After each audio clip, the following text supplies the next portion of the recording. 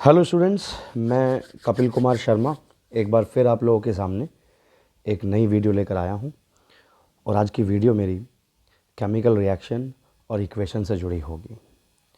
जैसा कि आप सब लोग जानते हैं कि मैंने अपनी पहली वीडियो इंट्रोडक्टरी वीडियो में आपको बताया था कि हम class 10th 11th 12th most specially class 10th और 12th के लिए साइंस और बाकी सब्जेक्ट से जुड़ी हुई कुछ इम्पॉर्टेंट वीडियो बनाएंगे। और आज हमारी क्लास 10th के लिए ये पहली वीडियो है। क्लास 10th में जो साइंस की बुक है उसका पहला chapter chemical reaction and equation. अब सब जो स्टूडेंट्स हैं जो इस समय 10th क्लास में पढ़ रहे हैं उन्होंने इसका नाम ज़रूर सुना होगा। तो मैं चाहता हूँ कि आज केमिकल रिएक्शन और इक्वेशन को बहुत ही सिंपल तरीके से पढ़ने की कोशिश की जाए। इसमें मैं कोशिश करूँगा कि जो छोटे से छोटा पॉइंट है वो भी क्लियर करा दिया जाए। तो चलिए स्टार्ट करते हैं आज अपना पहला टॉपिक और पहली video, chemical reaction and equation. Chemical reaction और इक्वेशन वाले चैप्टर में ज़्यादातर जब हम लोग देखते हैं तो एक वर्ड यूज़ किया जाता है और वो वर्ड है, थोड़ा देखिएगा, वो वर्ड है फिज़िकल चेंज। ये दो तरह के चेंज होते हैं, फिज़िकल और केमिकल। इन दोनों चेंजेस को समझना बहुत ज़रूरी है। तो सबसे पहले बात करते हैं फ़िज़िकल चेंज की। और फिज़िकल चेंज की सबसे पहले हम लोग एक डेफिनेशन लिख लेते हैं, आसान रहेगा समझना कि फ़िज़िकल चेंज कहते किसे हैं। तो कुछ पॉइंट में समझने की कोशिश करते हैं कि एक ऐसा परिवर्तन है, एक ऐसा चेंज है जो किसी सब्सटेंस के शेप और साइज़ में चेंजेस कर देता है। जो किसी सब्सटेंस के शेप, साइज़, उसके आकार में परिवर्तन कर देता है, वो फिज़िकल चेंज है। पर इससे जुड़े हुए और भी बहुत सारी चीज़ें हैं, उनसे जुड़ी हुई कुछ इम्पॉर्टेंट बातें हैं, वो पढ़ लेते हैं। तो पहला पॉइंट है फिज़िकल चेंज में, आप इसमें लिख सकते हैं it is a temporary change. It is a temporary change. ये एक प्रकार का अस्थायी चेंज है, परमानेंट चेंज नहीं है। अर्थात अगर एक बार फिज़िकल चेंज हो भी जाए, किसी सब्सटेंस के आकार में परिवर्तन हो भी जाए, तो उसको वापस उस सब्सटेंस में बदला जा सकता है जहाँ से ये चेंज हुआ है। अर्थात जो मेन था हमारा, जो फाउंडेशन था जिसका, वहाँ पर उसको चेंज किया जा सकता है। So it is a temporary change. इसके बारे में और थोड़ा सा आगे बात करेंगे। सेकंड पॉइंट है, अगर हम फिज़िकल चेंज की बात करें, सो इट अफेक्ट, ध्यान देंगे, it affect only physical properties. It affect only physical properties of the substance. कि अगर किसी सब्सटेंस में फ़िज़िकल चेंज होता है तो केवल उसकी फ़िज़िकल प्रॉपर्टी में परिवर्तन होगा। और ये फ़िज़िकल प्रॉपर्टीज़ कौन कौन सी हो सकती हैं, लिख सकते हैं हम लोग, लाइक शेप और साइज़ एट्सेट्रा। तो जो फिज़िकल प्रॉपर्टीज़ होती हैं उसमें चेंजेस हो सकता है। फिज़िकल प्रॉपर्टीज़ में हम लोग ये भी बोल सकते हैं कि सब्सटेंस की जो स्टेट है वो कौन सी है। स्टेट का मतलब है कि क्या वो सॉलिड है, क्या वो लिक्विड है, क्या वो गैस कंडीशन में है। तो किसी की जो फिज़िकल स्टेट है सॉलिड से लिक्विड में चेंज हो सकता है, लिक्विड से गैस में चेंज हो सकता है। तो ये एक प्रकार का फिज़िकल चेंज है। आगे बढ़ते हैं अपने अगले पॉइंट की तरफ। ये पॉइंट भी जो है हमारा अगला, वो फिज़िकल चेंज का ही है। थोड़ा ध्यान देंगे फिज़िकल चेंज के बारे में। अगर किसी सब्सटेंस में फिज़िकल चेंज होता है तो हम लोग बात करते हैं कि no any new substance formed. इस प्रकार के चेंजेस में कोई नया सब्सटेंस नहीं बनता है। अगर फिज़िकल चेंज होता भी है तो कोई नया सब्सटेंस नहीं बनेगा। बात करेंगे धीरे धीरे फिज़िकल चेंज को और समझाने की, कि अगर किसी सब्सटेंस में फ़िज़िकल चेंज हो रहा है तो जैसा हमने ऊपर बताया कि केवल उसकी फ़िज़िकल प्रॉपर्टीज़ बदलती हैं। अगर फिज़िकल चेंज होता है तो उस चेंज के द्वारा कोई नया प्रोडक्ट, नया सब्सटेंस नहीं बनता। जैसे एग्जाम्पल के तौर पर हम बात करें कि पानी को जब हम लोग फ्रिज में रख देते हैं तो पानी बर्फ़ में चेंज हो जाता है, मतलब उसकी फ़िज़िकल प्रॉपर्टीज़ लिक्विड से बदलकर सॉलिड में चेंज हो गई, पानी से बर्फ़ बन गया। लेकिन ये एक फ़िज़िकल प्रॉपर्टीज़ है कि लिक्विड से सॉलिड में कन्वर्ट हो गया, ये एक फ़िज़िकल चेंज है। लेकिन जब बर्फ़ को निकालकर फ्रिज से बाहर रख देते हैं तो वो बर्फ़ वापस पानी बन जाता है, मतलब जिस सब्सटेंस में फ़िज़िकल चेंज हुआ है वो वापस अपनी पुरानी कंडीशन में कन्वर्ट हो सकता है, ये फ़िज़िकल चेंज है। और इस प्रकार के चेंजेस में कोई नया सब्सटेंस नहीं बनता। आगे बढ़ते हैं, अगर हम लोग अगला पॉइंट नोट करें, नेक्स्ट पॉइंट है फिज़िकल चेंज के बारे में ही है।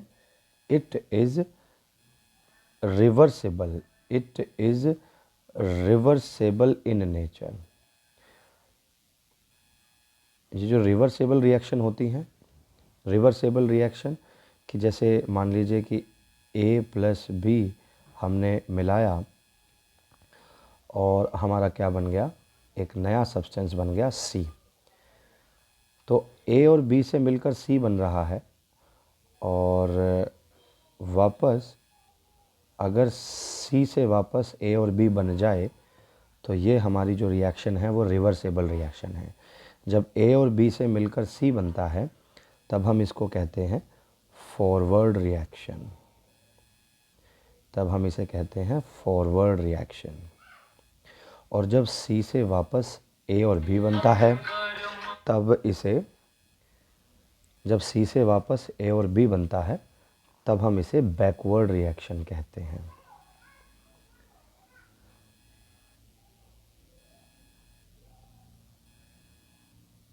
Backward reaction. तो यहाँ फॉरवर्ड रिएक्शन और बैकवर्ड रिएक्शन, वो रिएक्शन जो दोनों डायरेक्शन में होती हैं वो रिवर्सेबल रिएक्शन होती हैं। तो हमारा जो फिज़िकल चेंज है, ये जो फिज़िकल चेंज है हम लोग कह सकते हैं it is reversible in nature. आगे बढ़ते हैं अपने अगले पॉइंट की तरफ। तो हमने बताया लास्ट टाइम कि it is reversible in nature. Reversible reaction को हम लोग कुछ इस तरीके से भी कह सकते हैं, we can easily recover the original substance, we can easily recover the original substance. जैसे मैंने यहाँ बताया, एक बार फिर से इसको रिपीट कर लेते हैं। रिपीट आई मीन कि अगर A से कन्वर्ट होकर B बन रहा है तो हम B से वापस क्या बना सकते हैं, A बना सकते हैं। तो फिज़िकल चेंज किस में हुआ, A में हुआ। जैसे यहाँ पर हम लोग एक एग्ज़ाम्पल, अभी मैंने फ्रिज वाला एग्ज़ाम्पल बताया था कि वाटर से आइस बन जाता है, वाटर से आइस बन जाएगा और आइस से वापस क्या बन जाएगा, वाटर बन जाएगा। सो फिज़िकल चेंज हमने यहाँ किस में किया था, वाटर में किया था। हम इसको वापस रिकवर कर सकते हैं। कुछ एग्ज़ाम्पल देख लेते हैं इसके, बेहतर रहेगा अगर एग्ज़ाम्पल पता लगते रहें साथ साथ। फिज़िकल चेंजेस के कुछ एग्ज़ाम्पल हैं, इम्पॉर्टेंट एग्ज़ाम्पल हैं, आप नोट कर सकते हैं। पहला एग्ज़ाम्पल है हमारा फ्रीजिंग ऑफ वाटर, पानी को बर्फ़ में बदलना। दूसरा हो सकता है, एग्ज़ाम्पल तो बहुत सारे हैं पर जो इस समय याद आ रहे हैं, मेल्टिंग ऑफ वैक्स। अगला जो पॉइंट है दैट इज़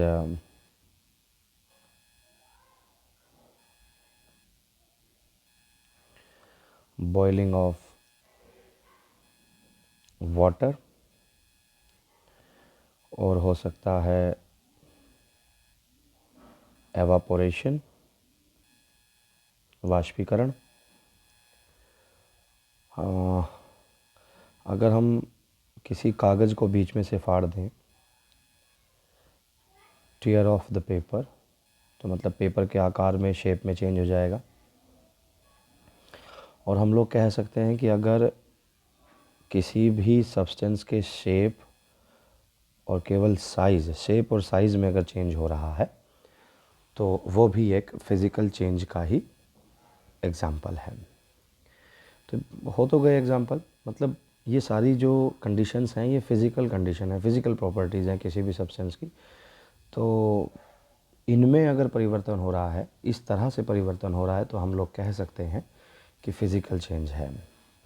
आगे बढ़ते हैं थोड़ा, जब तक आप इसको नोट कर सकते हैं अपना पर्टिकुलर।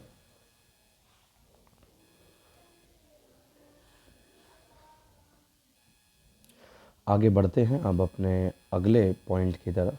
और अगला जो पॉइंट है हमारा, जैसे हमने अभी आपको याद दिलाया कि फ़िज़िकल चेंज, इसी तरीके से अब हम अगला जो चेंज है वो पढ़ेंगे। अगला चेंज पढ़ेंगे केमिकल चेंज। केमिकल चेंज को हम लोग हिंदी में, केमिकल चेंज को हम हिंदी में रासायनिक, केमिकल चेंज को हम हिंदी में रासायनिक परिवर्तन कहते हैं। देखिएगा, केमिकल चेंज तो फिज़िकल चेंज का थोड़ा सा उल्टा है। फिज़िकल चेंज का जो पहला पॉइंट था, फिज़िकल चेंज का जो पहला पॉइंट था वो था it is a temporary change. मतलब फ़िज़िकल चेंज अगर हो रहा है तो वो एक प्रकार से टेम्पररी है, वापस ओरिजिनल सब्सटेंस में कन्वर्ट हो सकता है। लेकिन ये जो केमिकल चेंज है ये क्या कहता है? केमिकल चेंज का जो पहला पॉइंट है वो ये है, it is a permanent, it is a permanent change, it is a permanent change, it is a permanent change. स्थायी परिवर्तन है कि अगर एक बार केमिकल चेंज हो गया, रासायनिक परिवर्तन हो गया, तो हम वापस ओरिजिनल जो सब्सटेंस है उसको प्राप्त नहीं कर सकते। सेकंड पॉइंट है इट अफेक्ट, जैसे हम फिज़िकल प्रॉपर्टीज़ की बात कर रहे थे कि फ़िज़िकल प्रॉपर्टीज़ में, फ़िज़िकल चेंज में केवल फ़िज़िकल प्रॉपर्टीज़ ही प्रभावित होती है, अफेक्ट होती है। लेकिन यहाँ it affect both, it affect both physical and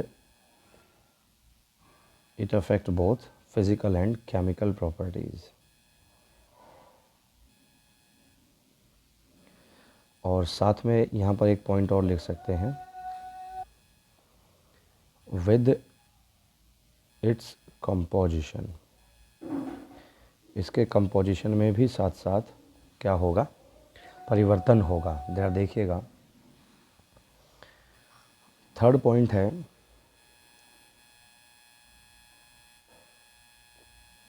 it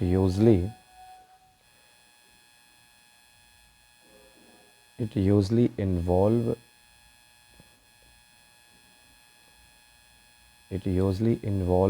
the production of energy, it usually involve the production of energy in the form of heat, in the form of light, और in the form of sound etcetera लिख देते हैं यहाँ पर। तो जब chemical change होता है तो उसमें एक प्रकार की एनर्जी बाहर निकलती है, और वो एनर्जी या तो हीट के रूप में बाहर निकलेगी, या लाइट के रूप में बाहर निकलेगी, या साउंड। ध्यान दीजिएगा। नेक्स्ट पॉइंट है,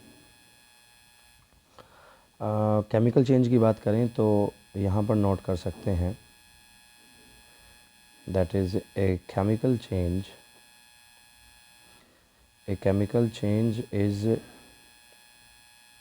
a chemical change is always accompanied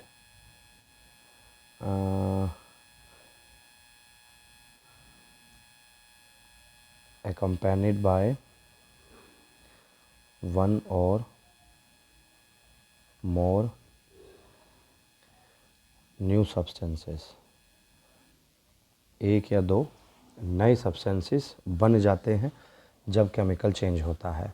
तो केमिकल चेंज के बारे में अगर हम लोग बात करें तो ये एक बार होने के बाद फिर वापस ओरिजिनल सब्सटेंस में कन्वर्ट नहीं होता, ये एक ही बार होगा। फिज़िकल चेंज में क्या है, फिज़िकल चेंज एक बार हो जाए उसको वापस ओरिजिनल सब्सटेंस में कन्वर्ट कर सकते हैं, लेकिन केमिकल में नहीं कर सकते। अगला और एक इम्पॉर्टेंट पॉइंट है, जैसे हम फिज़िकल चेंज के बारे में बात कर रहे थे, हमने बताया था कि फ़िज़िकल चेंज रिवर्सेबल है, लेकिन ये रिवर्सेबल नहीं है। तो हम यहाँ क्या लिख सकते हैं, this change is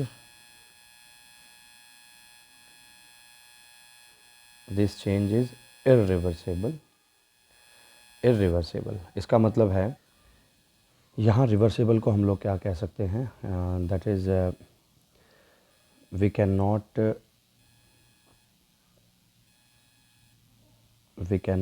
recover we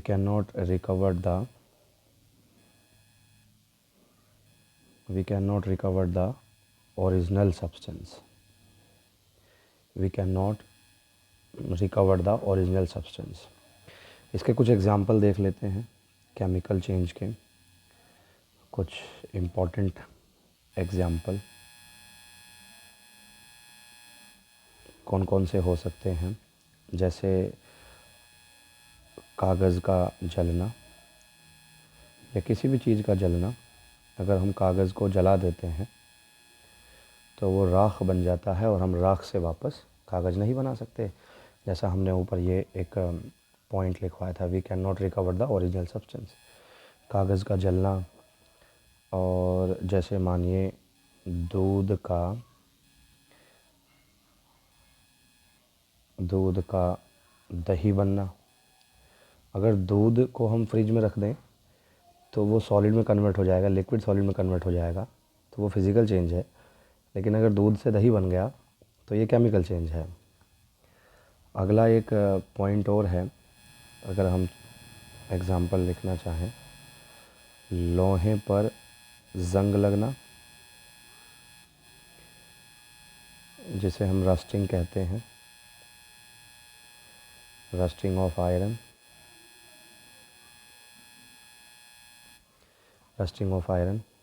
और बात करते हैं खाने का पाचन होना, डाइजेशन ऑफ फूड। ऐसे बहुत सारे एग्जाम्पल हैं। तो ये दोनों जो चीज़ें हैं, फ़िज़िकल चेंज और केमिकल चेंज, ये संभवतः आपको समझ में आ गई होगी, पर इससे जुड़ी हुई एक दो चीज़ें और बताने की कोशिश करता हूँ मैं आपको। देखिएगा, अगर ए और बी आपस में मिल रहे हैं और इनके मिलने से सी और डी बन रहा है, और अगर इनके बीच में डबल एरो का निशान है, जिस रिएक्शन के बीच में भी डबल एरो का निशान हो, समझ लेना है कि वो एक फ़िज़िकल चेंज है। क्योंकि मैंने थोड़ी देर पहले बताया था कि जब ए और बी से मिलकर सी और डी बनेंगे तो इसको हम फॉरवर्ड रिएक्शन बोलेंगे।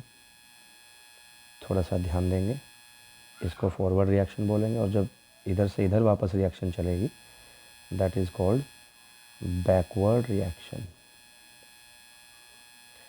बैकवर्ड रिएक्शन, ठीक है। और अगर इसी तरह की कोई रिएक्शन हो जिसमें ए और बी मिलकर सीधा सीधा सी और डी बना रहे हों और उसमें एक सिंगल एरो का निशान हो, तो वो क्या कहलाएगा, वो कहलाएगा केमिकल चेंज। तो ये फिज़िकल और केमिकल चेंज दोनों के दोनों इम्पॉर्टेंट पॉइंट हैं, आपको समझ में आ गया होगा। जहाँ तक मुझे उम्मीद है आप लोगों ने इसको अच्छे तरीके से समझा होगा। तो एक बार फिर से रैंडमली एक बार देख लेते हैं कि क्या कंडीशंस हैं। कि भाई फ़िज़िकल चेंज वो है जो किसी सब्सटेंस की फ़िज़िकल प्रॉपर्टी जैसे शेप, साइज़, कलर में अगर थोड़ा सा चेंज हो जाए। और अगर केमिकल चेंज की बात करें तो केमिकल चेंज एक ऐसा चेंज है जो उसकी कंप्लीट कंपोजिशन को ही बदल देता है। फ़िज़िकल चेंज में डबल एरो का निशान लगता है, केमिकल चेंज में सिंगल एरो का निशान लगता है। डबल एरो के निशान वाली रिएक्शन को हम लोग रिवर्सेबल रिएक्शन कहते हैं, और सिंगल एरो की रिएक्शन को हम लोग इर्रिवर्सेबल रिएक्शन कहते हैं। तो आज की वीडियो को हम लोग यहीं पर ख़त्म करते हैं। आज की वीडियो का जो इम्पोर्टेंट पॉइंट था फिज़िकल और केमिकल चेंज, वो आपको समझाने की कोशिश की है। उम्मीद करता हूँ कि आप सब लोगों को समझ में आ गया होगा। रिक्वेस्ट ये है आप सब लोगों से कि आप इस चैनल को सब्सक्राइब ज़रूर करें। हमारे द्वारा की गई मेहनत को और हौसला मिलता है जब आप चैनल को सब्सक्राइब करते हैं, हमारी वीडियो को लाइक करते हैं। और अगर वीडियो से संबंधित कोई परेशानी, कोई डाउट है, तो आप हमें हमारे कमेंट सेक्शन में जाकर वो डाउट अपना क्लियर कर सकते हैं। हमें कमेंट कीजिए, हम आपके कमेंट का आंसर ज़रूर देंगे। Thank you.